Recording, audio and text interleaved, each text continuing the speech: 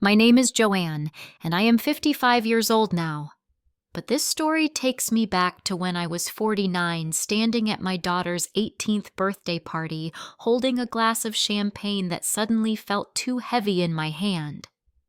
I had just given her a car, a modest Honda Civic that I had saved for months to afford. She smiled, thanked me in front of everyone, and then said the words that would change everything. "The only way you can really make me happy is when you leave me alone." Everyone laughed. They thought it was a joke. I smiled too, but inside my heart shattered into 1,000 pieces. I walked out of that restaurant, went home, and within 3 days I vanished from her life completely. Before I tell you what happened next and how my decision led to something I never expected, I would love to know where you are joining me from today. Please take a moment to hit that like button and subscribe to this channel, because what unfolds in this story is a journey through heartbreak healing and a twist that no one saw coming, not even me. Stay with me until the end to discover what happened when I actually did what my daughter asked. I need to take you back to understand how we got there. Back to when life was simpler, when Haley was still my little girl and I was her whole world. I was 35 years old, living in Austin, Texas, and Haley had just turned 10. It was the year after my divorce from Gregory, her father. The marriage had ended not because we fell out of love slowly, but because Gregory fell into love with someone else. Her name was Stephanie, a colleague at his architecture firm. One Tuesday evening, he came home and said he wanted a divorce. No discussion, no counseling, just a decision already made. Haley was 4 years old, then too young to understand why Daddy was packing his suitcase and leaving. The years that followed were some of the hardest of my life, but also some of the most beautiful. I worked as an accountant at a small firm downtown. The salary was modest, but it kept us afloat. I became both mother and father to Haley. Every morning I would wake up at 5:30 to pack her lunch, make breakfast, and get her ready for school. We had routines. We had traditions. Every Friday night was pizza and movie night. We would curl up on our worn couch with a blanket, sharing a large pepperoni pizza from the place down the street, and watch whatever animated film Haley had chosen that week. On weekends, we baked together. Haley loved chocolate chip cookies, and she would stand on a stool next to me, flour dusting her nose as she stirred the batter with serious concentration. "Mommy, when I grow up, I want to be just like you," she told me once, her small hand sticky with dough reaching up to touch my face. Those words sustained me through every late night of work, every bill I struggled to pay, every moment I felt like I was drowning under the weight of single parenthood. I taught her about kindness, about honesty, about standing up for what is right. I showed her that being a woman means being strong even when you feel weak, especially when you feel weak. Haley was a bright student, always bringing home report cards with straight A's. She had friends, she played soccer, she was in the school choir. She was happy. We were happy. It was just the two of us against the world, and I thought that would be enough forever. Gregory, meanwhile, faded from our lives like morning fog. In the first 2 years after the divorce, he sent child support checks regularly. He called Haley every other week, sometimes remembered her birthday. Then he got a job opportunity in California and moved there with Stephanie. The calls became less frequent. The checks started arriving late, then sometimes not at all. Haley would wait by the phone on her birthday, her face hopeful, then slowly crumbling into disappointment when the call never came. I held her while she cried, whispering that Daddy was busy, but he loved her. I never said what I really thought, that Gregory was selfish and cowardly. I never wanted Haley to carry that burden. I became everything for her. I went to every soccer game, cheering louder than any other parent. I helped with homework, stayed up late. sewing costumes for school plays, volunteered for field trip chaperoning, even when it meant taking unpaid leave from work. I picked up extra hours at the firm working late into the evening after Haley was asleep, just to afford her soccer equipment, her music lessons, the class trip to the science museum. I had no time for myself, no time for dating or hobbies or friends. My life was my daughter, and I had no regrets about that. She was my purpose, my joy, my entire reason for getting up every morning. Then one day, everything began to shift. Haley was 14 in 9th grade when my phone buzzed with a text message from a number I had not seen in years. It was Gregory. "I want to be part of Haley's life again," the message read. I stared at those words for a long time, feeling a complicated mix of anger and hope. Where had he been for the past 10 years? Why now?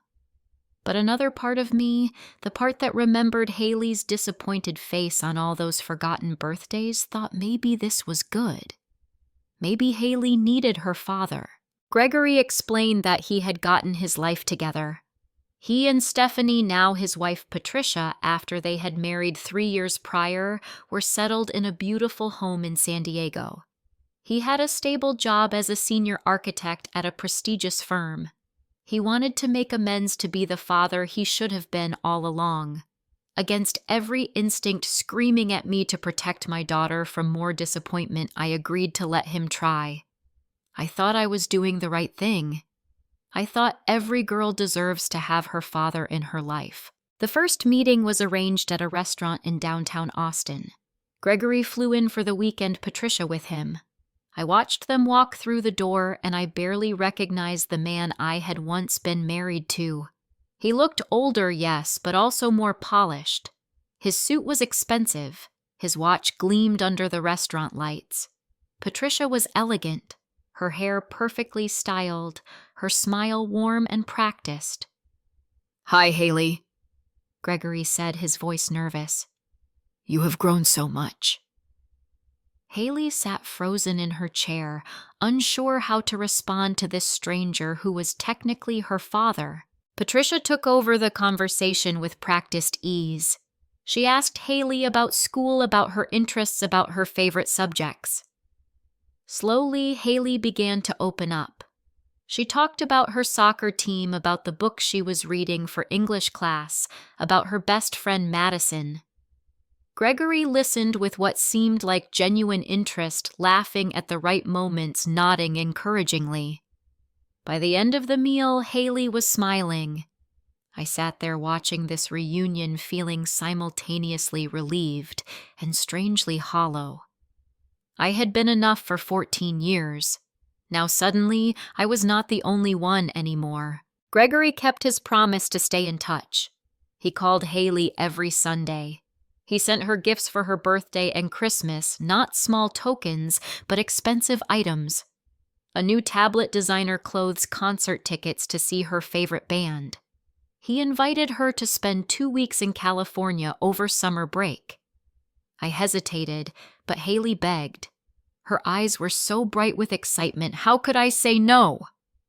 So I put my 14-year-old daughter on a plane, my heart aching the entire time she was gone. When she came back, she talked nonstop for days.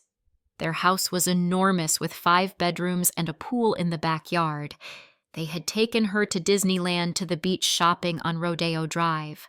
Patricia had bought her clothes from stores I could never afford. "Mom, it was amazing," Haley gushed. "Their house is so beautiful. I had my own room with a balcony. We went out to eat every night at fancy restaurants. I wish I could live there." Each word was like a small knife cutting into my chest. I smiled and told her I was glad she had fun. But late at night, alone in my room, I cried into my pillow. That was when the comparisons started. "Mom, why is our apartment so small?" Haley asked one evening, looking around our modest 2-bedroom home with new eyes. "Dad's house has a movie room and a gym." I tried to explain that we had different financial situations, that I worked hard to give her a good life within my means. but I could see the look in her eyes. What I offered was no longer enough. Patricia had also started planting subtle comments that Haley would repeat without understanding their poison. Patricia says you work too much, and that is why you do not have time to take me shopping like she does. Or, Dad says you chose a career that does not pay well, and that is why we struggle. Over the next year, I watched my daughter transform from the sweet girl who baked cookies with me into someone I barely recognized. She was 15 now, and the shift was undeniable. Haley stopped confiding in me. When I asked about her day at school, she would give one-word answers. Fine. Okay. Whatever. She spent hours on the phone with Gregory and Patricia, laughing and chatting in a way she no longer did with me. She started making comments about my clothes, my car, our neighborhood. Everything I did was wrong. Everything they did was right. Gregory paid for Haley to transfer to a prestigious private school, the kind of place with manicured lawns and small class sizes and tuition that cost more than my annual rent. He bought her a new laptop, a new phone, a new wardrobe to fit in with her wealthy classmates. I should have been grateful that he was finally stepping up, but instead, I felt like I was being erased.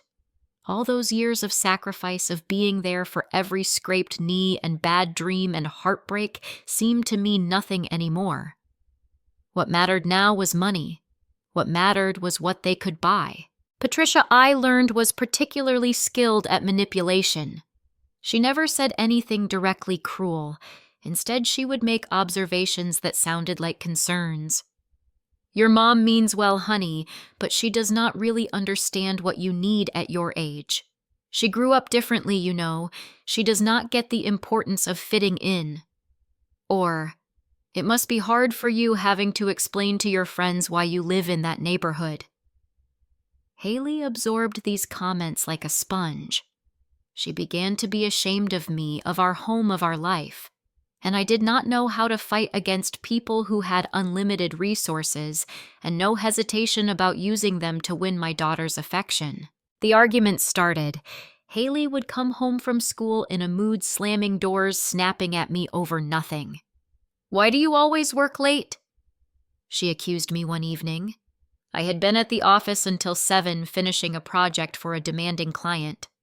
I work to support us, Haley, I replied, trying to keep my voice calm. Maybe you are just not good enough at your job. She shot back her words like bullets. I stood there stunned. Do not talk to me like that. I am your mother. She rolled her eyes. You are the only one who keeps reminding me of that. I tried talking to Gregory, begging him to stop undermining me in front of Haley. He denied everything, his voice smooth and reasonable over the phone. Joanne, I have never said anything negative about you. Haley is just growing up. Teenagers pull away from their parents. It is normal. But it was not normal. This was not typical teenage rebellion. This was a systematic dismantling of our relationship brick by brick, and I was helpless to stop it. I felt like I was drowning. I would lie awake at night staring at the ceiling, wondering where I had gone wrong. Had I worked too much? Should I have dated, remarried, given Haley a different kind of family? But I had done everything out of love. Every choice, every sacrifice had been for her. Yet somehow I had become the villain in my own daughter's story, the person she wanted to escape from, the obstacle to her happiness. The 18th birthday party. That is where everything came to a head. Haley was graduating high school in 2 months. She had been accepted to several colleges, all in California, all close to Gregory. She had made it clear she was leaving Austin and had no intention of coming back. Gregory, ever the showman, insisted on throwing Haley a huge birthday celebration. He rented out a private room at one of the most expensive restaurants in Austin. The guest list included all of Haley's friends from her private school, kids I had never met, whose parents drove luxury cars and wore designer labels. I wanted to host something at home like we used to do. A small gathering, homemade cake, personal and intimate. But Haley shut me down immediately. Mom, I want a real party, not some homemade thing. I am 18 now, not 8. Her words stung, but I agreed to go along with Gregory's plan. I told myself it was her birthday, she should have what she wants. Even if what she wanted had nothing to do with me, I spent months saving for her gift. I worked extra hours, took on freelance accounting projects on weekends, cut every corner I could. I wanted to give her something meaningful, something that represented freedom and independence. A car. Not a brand new luxury vehicle like I knew Gregory could afford, but a reliable used Honda Civic. It was 5 years old, but it had low mileage, a clean history, and it ran perfectly. I test drove it 3 times to be sure. I pictured Haley's face when I handed her the keys, imagined her hugging me, thanking me, understanding the love and sacrifice behind that gift. The party was lavish. The restaurant room was decorated with elegant floral arrangements. There was a catering spread with food I could not pronounce. A professional photographer moved through the crowd, capturing every moment. Gregory and Patricia held court, Gregory in a tailored suit, Patricia in a dress that probably cost more than my monthly mortgage. They presented Haley with their gifts first. A new MacBook Pro for college, a designer handbag, a smartwatch, gift cards to expensive stores. Haley squealed with delight, hugging them both, gushing about how generous and amazing they were. Everyone clapped and cheered. Then it was my turn. I stood up, my hands shaking slightly as I held out the small box containing the car keys. The room went quiet. "Happy birthday, sweetheart," I said, my voice thick with emotion. "I know it is not brand new, but it is safe and reliable. I hope it takes you wherever you want to go in life." I had rehearsed those words for weeks, wanting them to be perfect. Haley took the keys, glanced at them briefly, then looked up at me with a smile that did not reach her eyes. "Thank you, Mom," she said flatly. Gregory stood up, placing a hand on Haley's shoulder. "That is very generous of you, Joanne," he said, his tone condescending, as if I had given her something inconsequential. The room murmured politely. Then Haley stood, raising her glass of sparkling cider. "I just want to thank everyone for coming tonight," she began, her voice clear and confident. "And Dad, Patricia, thank you for this incredible party and all these amazing gifts. You both have done so much for me," she turned to me. "And Mom, thank you for the car. But honestly, the only way you can really make me happy is when you leave me alone." For a second, there was silence. Then someone laughed. Then another person joined in. Soon the whole room was laughing, clapping, thinking this was some sort of witty teenage humor. Even Gregory and Patricia were smiling, shaking their heads like this was all so amusing.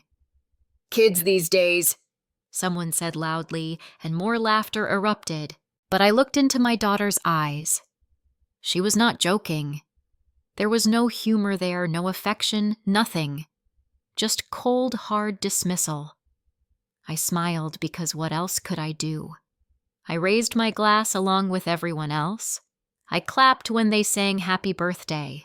I ate a piece of cake I could not taste.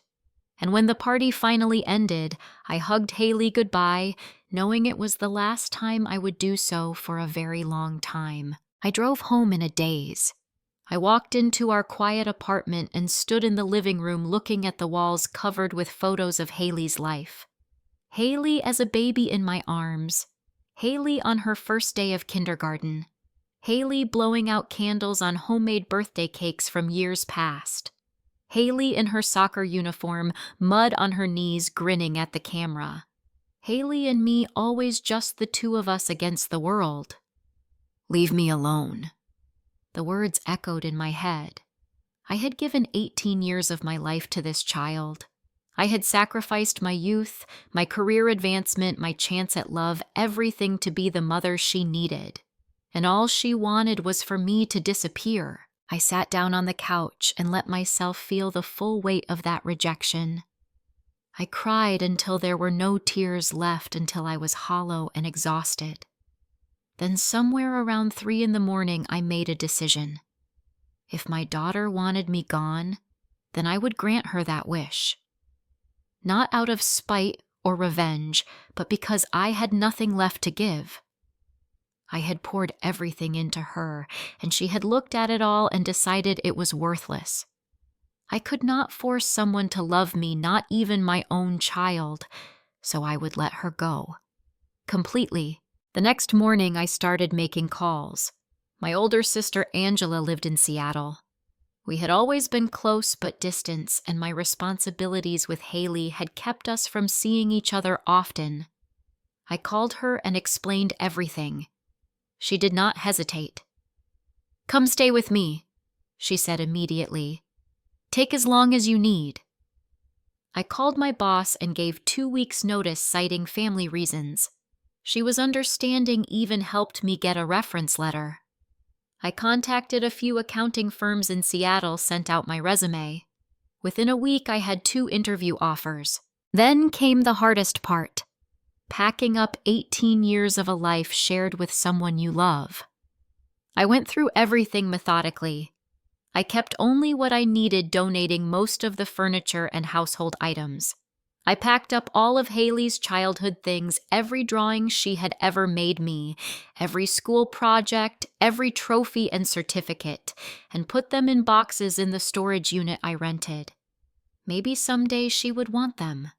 Maybe someday she would remember that she had a mother who loved her. I transferred all the money left in my savings account into Haley's bank account. It was not much, about $8,000, but it would help with her college expenses. Then I sat down and wrote a letter. It took me hours to find the right words. "Haley, you said you would be happy if I left you alone. I love you too much to stand in the way of your happiness. The money in your account should help with college expenses. Your father and Patricia can take care of you now, which seems to be what you want. I will always love you, but I will respect your wishes. I hope you find everything you are looking for in life. Love, Mom." I left the letter on the kitchen table along with my apartment keys. I arranged for the landlord to handle the end of my lease. I had paid through the next month, giving Haley time to collect any belongings she wanted. Then, on a Tuesday morning, exactly 1 week after her birthday party, I put my suitcases in my old Toyota and drove away from Austin, Texas. I did not tell Haley I was leaving. I did not tell Gregory. I simply vanished from their lives like Gregory had vanished from mine years ago. The drive to Seattle took 3 days. I stopped at cheap motels along the way, eating fast food and sleeping fitfully. I kept my old phone on, half hoping Haley would call, would notice I was gone and panic. But the phone stayed silent. When I finally arrived at Angela's house, a modest craftsman bungalow in a quiet neighborhood, she opened the door and wrapped me in a hug. I broke down completely, sobbing in her arms like a child. "I lost her," I kept saying. "I lost my baby girl." Angela gave me her guest room and her unwavering support. For the first few weeks, I could barely function. I would wake up and forget where I was, expect to hear Haley's alarm going off in the next room, remember I had to pack her lunch. Then reality would crash back.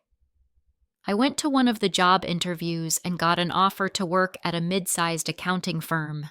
The pay was decent, better than Austin, actually. I accepted, grateful to have something to structure my days around. I found a small studio apartment to rent, nothing fancy but clean and quiet. I changed my phone number. I deleted my social media accounts. I cut off every connection to my old life.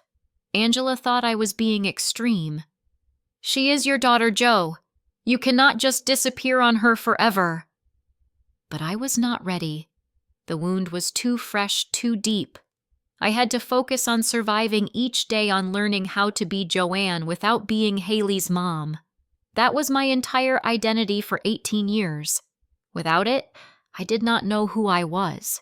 The therapist I started seeing helped me understand that I was grieving the loss of my daughter even though she was still alive, grieving the relationship we once had, grieving the future I had imagined where Haley and I would always be close, where I would be there for her wedding, for her children, for every milestone.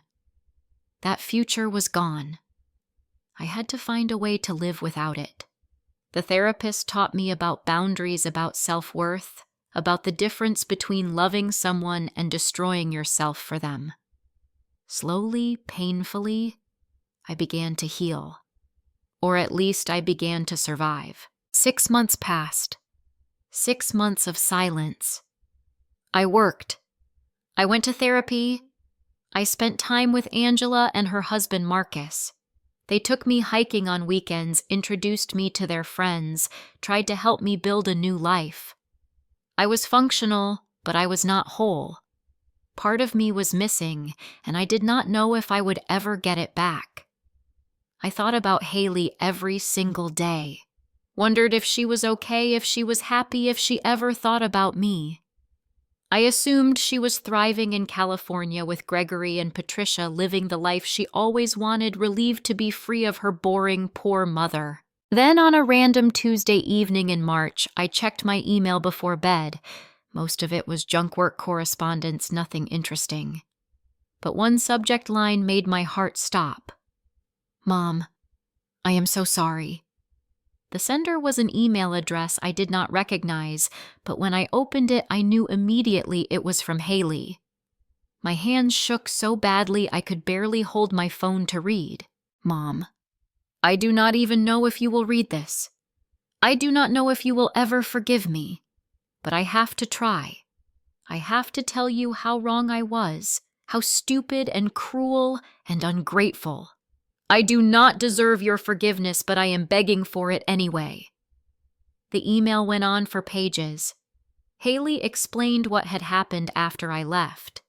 She came home from a friend's house the day after her party to find the apartment empty except for her things and my letter. She called me, but my number was disconnected. She asked neighbors, but no one knew where I had gone. She was confused at first, then angry. How could I just leave without saying goodbye? Did I not care about her at all? Gregory and Patricia immediately stepped in. They convinced Haley to move to California with them. We are your real family now, Patricia told her. Your mother abandoned you, but we never will. Haley believed them. She moved into their beautiful house, enrolled in a high school there for her final semester. On the surface, everything seemed perfect, but the cracks started showing almost immediately. Gregory was never home. His long work hours, which he had always used as an excuse for not being present in Haley's childhood, continued. Patricia was there, but she was different when Gregory was not around. The sweet, caring persona evaporated. She became cold, critical, controlling. She had rules for everything. How Haley should dress, who she could be friends with when she could go out. You are representing our family now, Patricia would say. You need to act accordingly. Haley realized she was not a daughter to them. She was an accessory, a prop to make their family look complete and perfect. It got worse after Haley graduated high school. Gregory wanted her to attend a specific university, his alma mater, even though Haley wanted to study something different at a different school. When she tried to discuss her preferences, Gregory dismissed her. I am paying for your education. You will study business at Stanford like I did. Patricia agreed. You should be grateful your father is willing to invest in your future after your mother let you down. Haley felt trapped. Every decision was made for her. Every aspect of her life was controlled. And whenever she expressed discomfort, Patricia would remind her, Where else would you go? Back to your mother. Oh, wait. She does not want you anymore. She left you.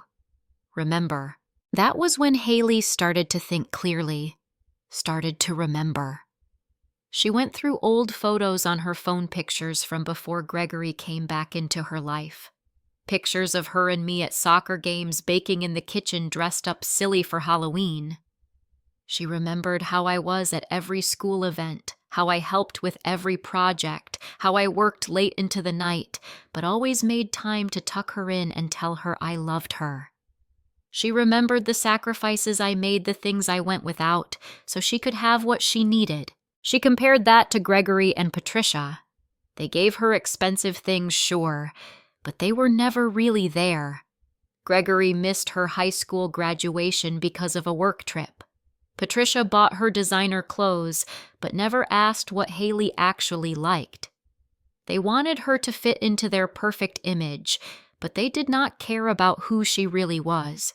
Haley realized she had been manipulated, that Gregory and Patricia had spent years tearing down my relationship with her, making her ashamed of me, of us, so they could swoop in and be the heroes. And she had let them. Worse, she had participated willingly, cruelty and all. I pushed away the only person who truly loved me, Haley wrote in the email. I was horrible to you, Mom. I said terrible things. I know I do not deserve it, but please, I need you. I need to talk to you. I need to apologize in person. I need you to know that I understand now what you did for me all those years. Please, if you get this, please respond. I am so sorry. I read that email 5 times in a row, tears streaming down my face. Every emotion hit me at once. Relief that she was okay. Anger at what she had put me through. Heartbreak at what she had suffered. Fear that this was another manipulation. Joy that she wanted me back. I did not know what to feel, so I felt everything. I did not sleep that night. I just sat at my small kitchen table staring at my phone, reading and rereading her words. Angela found me there in the morning, still in my pajamas, red-eyed and exhausted. I showed her the email. She read it, then looked at me seriously. What are you going to do? I did not know. Part of me wanted to respond immediately, to call her, to forgive everything and have my daughter back.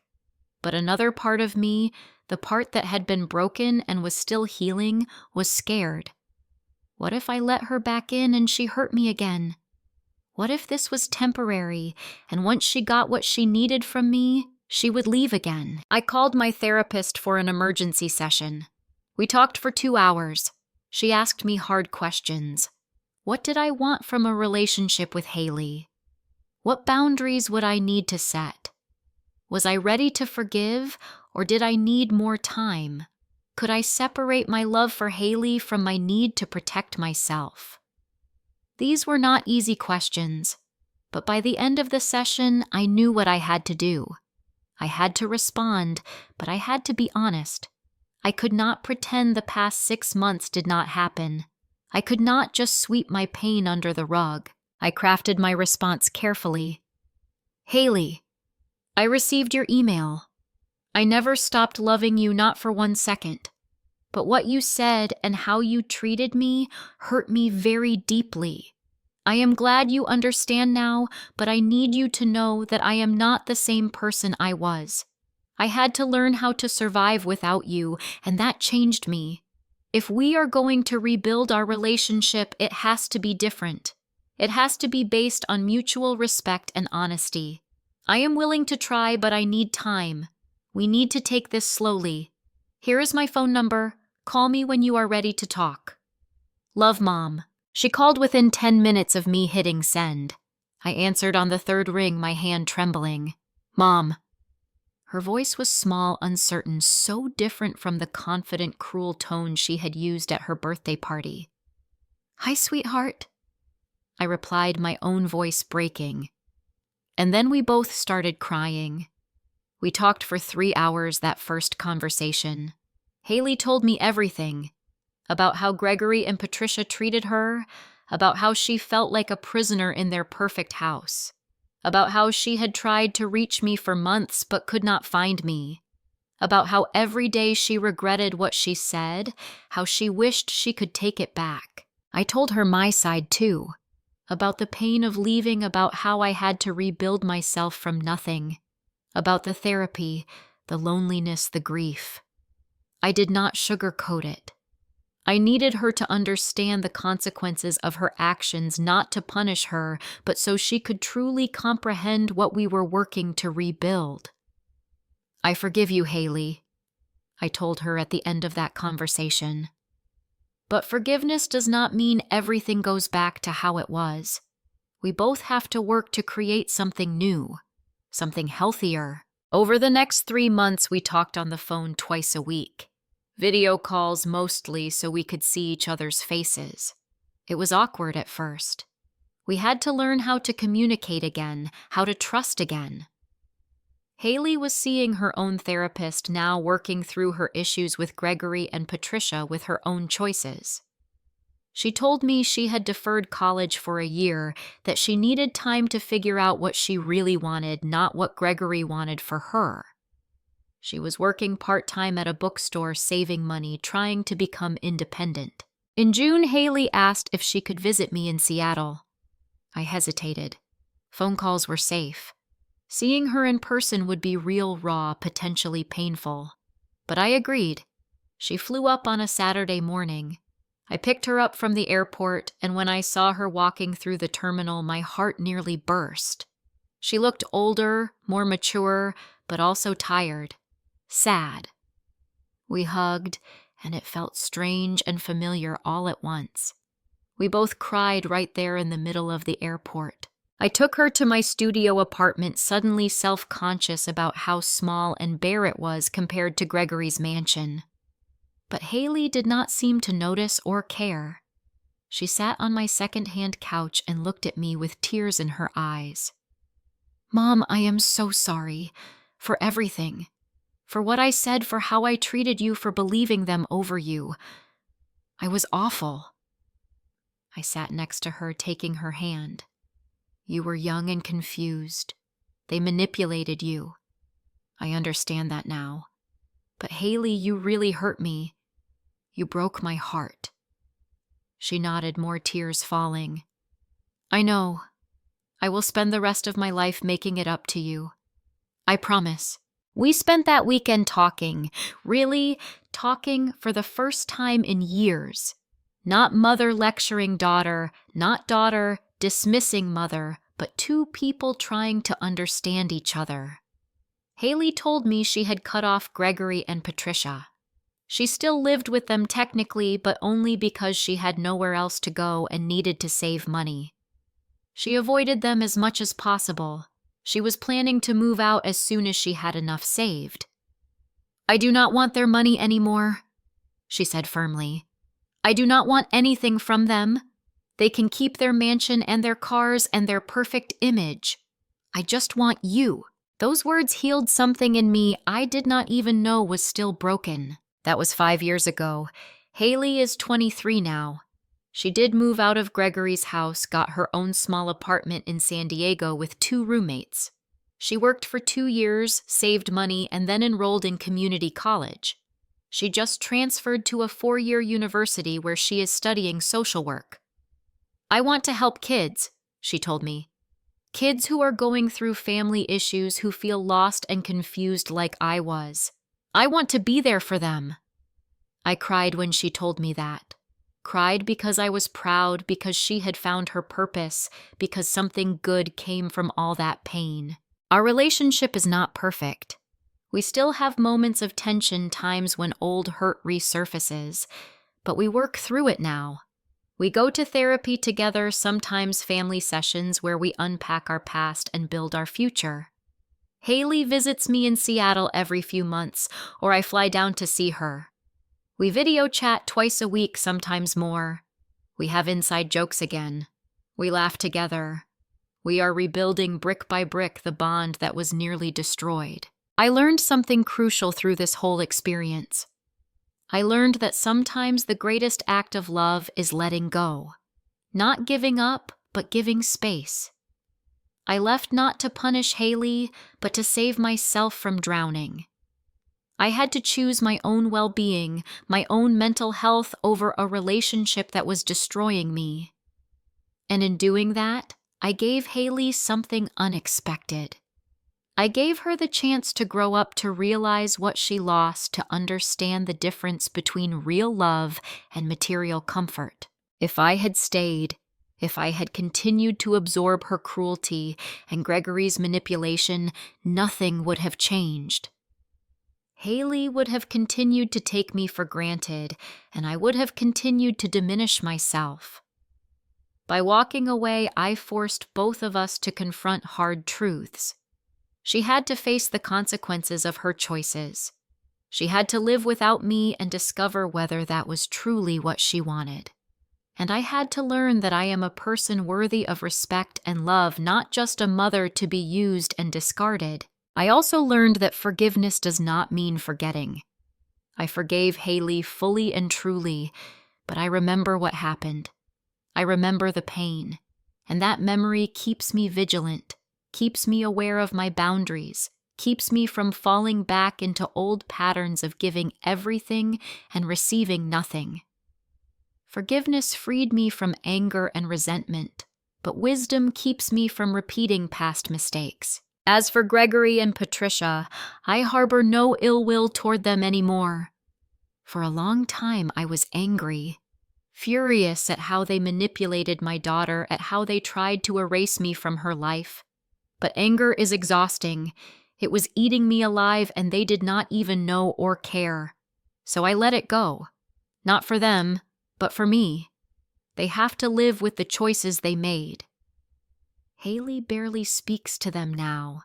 They lost their chance to have a real relationship with her because they only wanted the image of a perfect family, not the messy reality of actually loving someone. I think about that birthday party sometimes, about standing in that restaurant hearing my daughter tell me to leave her alone, watching everyone laugh like it was a joke.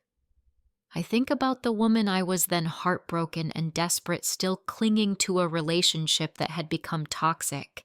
And I think about who I am now, stronger, wiser, more at peace.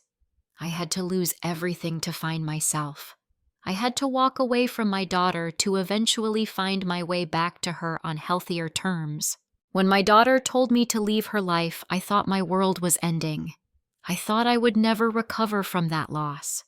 But sometimes the ending of one thing is the beginning of something else. Sometimes you have to fall apart completely to rebuild yourself into something stronger. I left to save myself, and in doing so, I gave both of us the gift of clarity. Haley got to see what life was like with people who only wanted to use her. I got to remember who I was beyond just being her mother. Today we are closer than we have been in years. Not because I stayed and fought, but because I walked away and found peace. When she came back to me, it was not out of guilt or obligation. It was because she genuinely wanted me in her life. She chose me finally for real.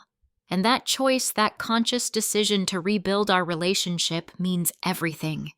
It is worth more than all the years of one-sided sacrifice. It is real. It is earned. It is love in its truest form. So, if you are out there struggling in a relationship where you are giving everything and receiving nothing, whether it is with a child, a parent, a partner, a friend, know this. You are allowed to walk away. You are allowed to choose yourself. That does not make you selfish. That makes you human. Sometimes the best gift you can give someone is the freedom to miss you, to realize what they had to choose to fight for you instead of you always fighting for them. And if they do not come back, if they never realize what they lost, then at least you saved yourself. At least you learned that you are worthy of love, respect, and reciprocity. I look at my life now at 55 years old, and I am grateful. Grateful for the pain because it taught me strength. Grateful for the loss because it showed me my worth. Grateful for the second chance with my daughter, a chance built on honesty and mutual respect instead of guilt and obligation. I am not the same woman who stood in that restaurant 5 years ago. I am better. I am whole. I am free. And that freedom, that peace is something no one can ever take from me again. So here is my question for you. Have you ever had to walk away from someone you loved to save yourself? Have you ever made the hard choice to prioritize your own well-being, even when it felt like giving up? I would love to hear your thoughts in the comments below. Share your story if you feel comfortable. Sometimes just knowing we are not alone in our struggles makes all the difference.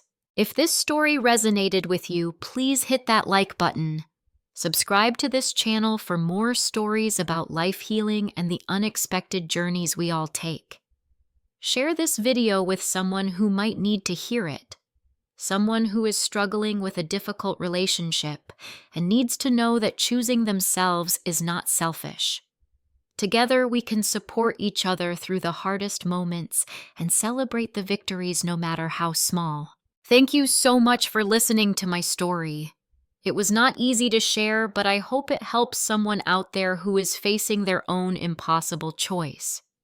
Remember, you are stronger than you think. You are worthy of love and respect. And sometimes the bravest thing you can do is walk away from what is hurting you, even when it breaks your heart to do so. Take care of yourselves wherever you are.